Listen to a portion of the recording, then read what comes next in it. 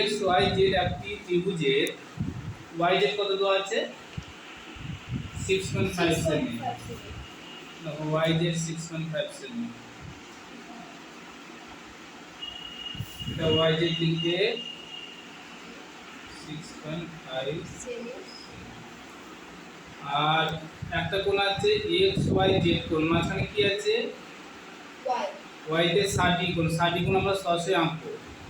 আর x Z Y মানে কত 70 degree, 70 degree কোণটা জানার সামনে এখানে এই 70 ডিগ্রি কোণ।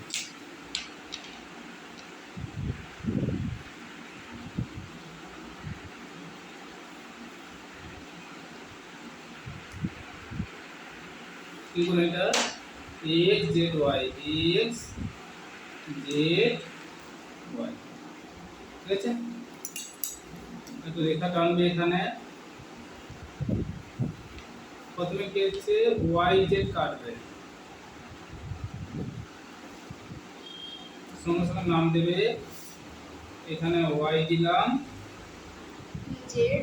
এবার বলো এখানে ওয়াই তে কত ডিগ্রি কোণ আছে এক্স ওয়াই জেড, তো মাঝখানে ওয়াই আছে, তো ওয়াই তে কত ডিগ্রি কোণ 60 ডিগ্রি কোণ, তাহলে 60 ডিগ্রি সরাসরি আমি এঁকে নেব। যে কোণে একটা চাপ মারবো সেই চাপটা মারলে কত ডিগ্রি কোণ হবে 60 ডিগ্রি। তাহলে এটার সঙ্গে এটা, আর জেড বিন্দুতে কত ডিগ্রি কোণ 70 ডিগ্রি, তো যে কোনো একটা চাপ মারলাম সেই চাপটা এখানে মারবো।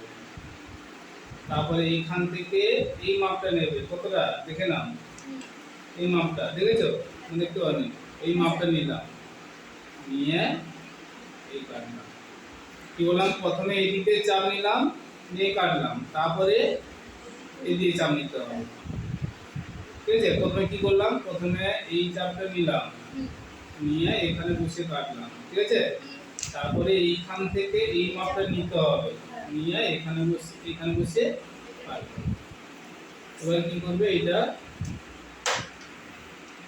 তাহলে এটা কি কোণ x z y, আর এটা আছে x y z, তাহলে এখানে x দিলে হয়ে যাচ্ছে কি x y z আর x z y, তাহলে এটা কত ডিগ্রি কোণ 60 ডিগ্রি কোণ, এটা হচ্ছে কত 70, এখানে 70 ডিগ্রি, ঠিক আছে। ত্রিভুজ x y z অঙ্কন করা হলো, যার y z কত semi 6.5 semi, x y z কত সেমি, কত 60 ডিগ্রি কোণ, সেমি না 60 ডিগ্রি কোণ, আর x z y হচ্ছে